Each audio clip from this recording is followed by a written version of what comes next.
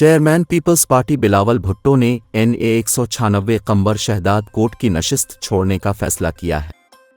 ज़राए के मुताबिक बिलावल भुट्टो जरदारी कौमी असम्बली के हल्का NA 196 कम्बर शहदाद कोर्ट की नशिस्त छोड़ देंगे, जबकि वो NA 194 लाड़काना की नशिस्त अपने पास रखेंगे।